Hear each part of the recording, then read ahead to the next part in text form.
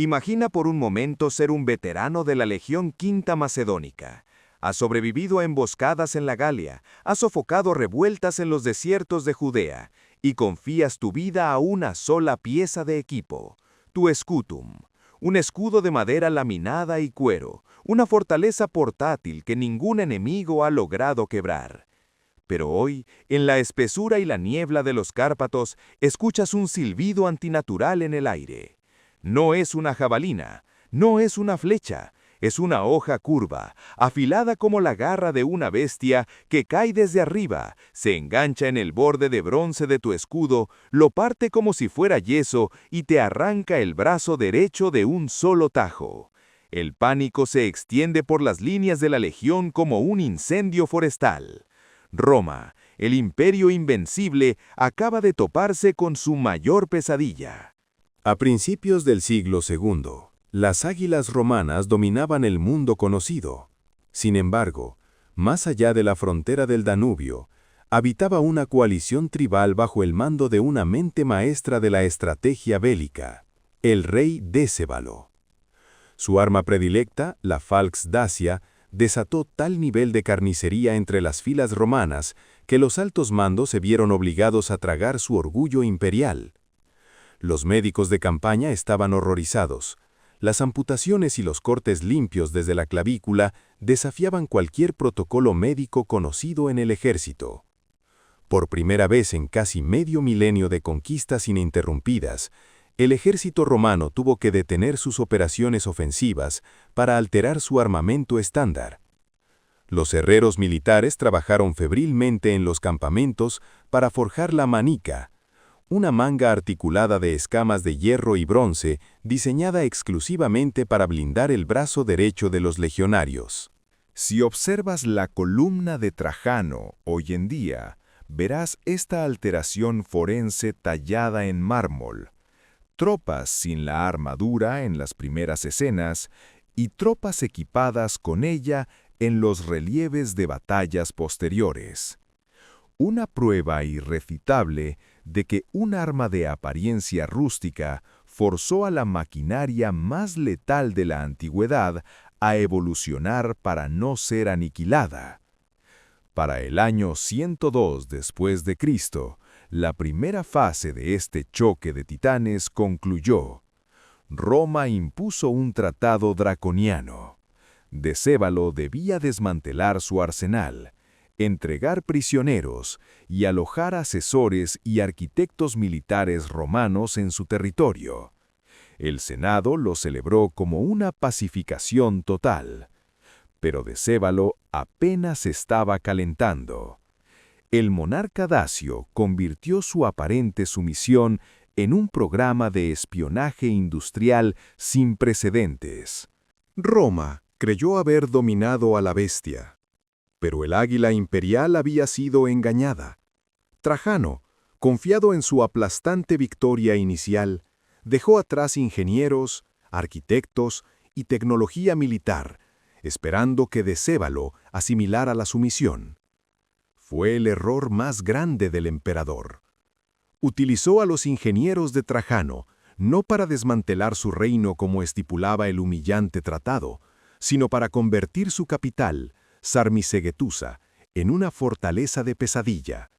A puerta cerrada, en las profundidades de los Cárpatos, los martillos no descansaban. Adoptaron las técnicas de mampostería romana y las fusionaron con su propia arquitectura, creando el Murum Dasycus, un muro híbrido de piedra y madera diseñado para absorber el impacto de las catapultas sin desmoronarse. Bajo la tierra, excavaron una red de acueductos subterráneos, venas de agua cristalina impenetrables a los asedios que los romanos pudieran intentar en el futuro. Construyeron silos colosales, calculando las cargas y tensiones con los mismos principios que habían hecho invencible a Roma. Durante 3 años de una paz envenenada, Decébalo jugó al aliado dócil. Sonreía a los emisarios de Roma, mientras en las sombras utilizaba el inagotable oro escondido en las montañas transilvanas para financiar la construcción de ciudadelas de última generación. Estaba usando los secretos bélicos del imperio para preparar su tumba. La farsa estalló 3 años después, de la manera más sangrienta posible. Lejos de estar sometido, Decébalo cruzó el Danubio helado en pleno invierno. Lanzó ofensivas devastadoras contra las guarniciones fronterizas en Moesia. La noche se iluminó con el fuego de los puestos de avanzada romanos ardiendo hasta los cimientos.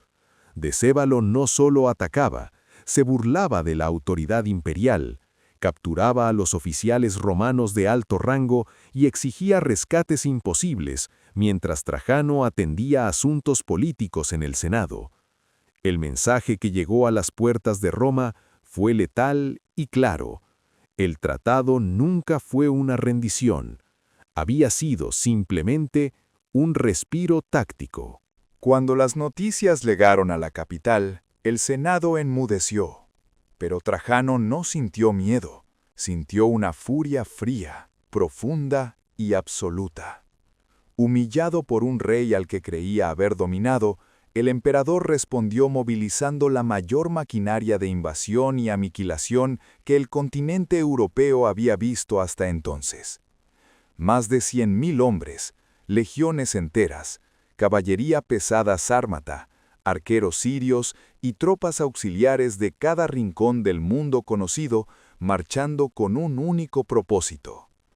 La orden ya no era someter a Dacia, esa oportunidad había pasado. La orden era borrar su existencia de la faz de la tierra. Para llevar a cabo su venganza, Trajano sabía que debía dominar no solo al enemigo, sino a la naturaleza misma. Mandó llamar al genio arquitectónico Apolodoro de Damasco.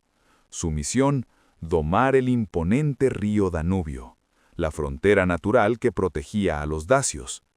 Durante meses, bajo condiciones extremas en las peligrosas puertas de hierro, Apolodoro levantó un colosal puente de madera y piedra, más de 1 kilómetro de longitud, sostenido por 20 pilares macizos clavados en el lecho del río. Era una obra de ingeniería tan desmesurada que enviaba un mensaje aterrador. Ni siquiera la furia de las aguas podrá frenar la ira de Roma. El asedio final a Sarmisegetusa no fue una simple batalla, fue un estrangulamiento sistemático, implacable y cruel.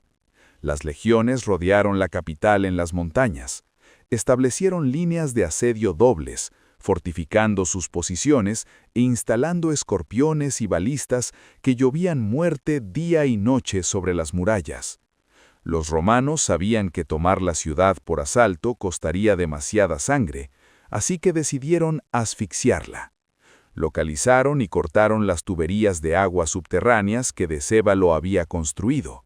Bloquearon todos los pasos montañosos. Se sentaron a esperar. Dejaron que la sed, la enfermedad y el hambre hicieran el trabajo sucio. La orgullosa ciudad dacia se convirtió en una prisión de lamentos. Cuando los muros comenzaron a ceder y la caída era una certeza matemática, Decébalo tomó su última y más desesperada decisión. Reunió a sus más leales, a los portadores del secreto más grande de su reino. Bajo la oscuridad, desviaron el curso del río Sargetia. En su lecho lodoso, excavaron fosas profundas y enterraron el incalculable tesoro real, toneladas de oro y plata dacia. Luego, devolvieron el río a su cauce natural, ocultando el botín bajo las aguas turbulentas. Para asegurar el secreto, la historia cuenta que todos los prisioneros e ingenieros que participaron en la obra fueron degollados esa misma noche. Dejando su ciudad en llamas, Decébalo huyó a caballo, adentrándose en la inmensidad de los espesos y helados bosques orientales de los Cárpatos. La orden de Trajano fue clara. Decébalo debía ser traído vivo. Quería arrastrarlo encadenado por las calles de Roma en su desfile triunfal. La cacería humana que siguió fue despiadada. Fue liderada por exploradores de élite y por un veterano oficial de caballería de la Legión 7 Claudia, Tiberio Claudio Máximo. Fueron semanas de persecución en un invierno hostil. La resistencia dacia se desmoronaba por la traición. Los nobles dacios, buscando el favor de Roma, comenzaron a delatar las rutas de su rey. Poco a poco, la escolta de Decébalo fue aniquilada o capturada, hasta que al monarca no le quedó a dónde huir. Lo acorralaron al amanecer, en un barranco escarpado y brumoso. Los árboles gigantescos de los Cárpatos eran los únicos testigos silenciosos de la caída del último gran enemigo de Roma. Tiberio Claudio Máximo espoleó a su caballo, acercándose con cautela al rey arrinconado. Era el momento de la gloria, el trofeo definitivo estaba a escasos metros. Pero la historia, caprichosa y cruel, tenía preparado un último giro. Cuando Decébalo vio a los jinetes romanos emerger de la niebla, supo que era el fin. Pero en sus ojos no hubo pánico, no hubo lágrimas, ni gritos pidiendo clemencia. No hubo un último intento de comprar su vida con promesas o tratados. Decébalo sabía perfectamente lo que Roma le tenía preparado: la humillación, los latigazos en la prisión mamertina y el estrangulamiento público frente a la plebe. Antes de que ningún legionario pudiera desmontar, antes de que el acero romano pudiera siquiera rozar su piel para ponerle los grilletes, Decébalo desenvainó su sica, la tradicional daga dacia de hoja curva. Con los ojos fijos en el enemigo, con la misma frialdad absoluta con la que había gobernado y llevado a su pueblo a la guerra, se llevó la hoja al cuello, y con un movimiento firme, se cortó la garganta. Las crónicas de la época sugieren que los jinetes romanos, hombres brutales, endurecidos por años de matanzas incesantes, se quedaron petrificados en sus monturas. El tiempo pareció detenerse. Observaron en completo silencio cómo el rey se desplomaba sobre las hojas muertas. En el fondo, en el alma guerrera de cada legionario presente, reconocieron una pureza de coraje indomable, un honor que las palabras no podían manchar. Tiberio Claudio Máximo se acercó al cadáver, frustrado por haber perdido su premio vivo, y le cortó la cabeza para llevársela a su emperador. Trajano exhibió la cabeza de Decébalo en las escaleras de las Gemonías en Roma, lanzándola luego a las oscuras aguas del Tíber. Para celebrar la aniquilación de Dacia, el emperador decretó 123 días ininterrumpidos de juegos sangrientos en el Coliseo. 10.000 gladiadores murieron en la arena. Las arcas de Roma rebosaron con el oro saqueado, marcando el cénit económico y territorial del imperio. Trajano levantó una inmensa columna de mármol en el corazón de Roma para inmortalizar su victoria, esculpiendo su triunfo en piedra para la eternidad. Pero tras los vítores de la multitud romana, tras el mármol, las medallas y el oro, latía una verdad incómoda. Una verdad que perturbaba los sueños de los veteranos de guerra en las frías noches de campamento. Roma había conquistado la tierra, había talado sus bosques y vaciado sus montañas. Pero el espíritu de Dacia, el espíritu que empuñó aquella daga curva en un bosque neblinoso, jamás se rindió.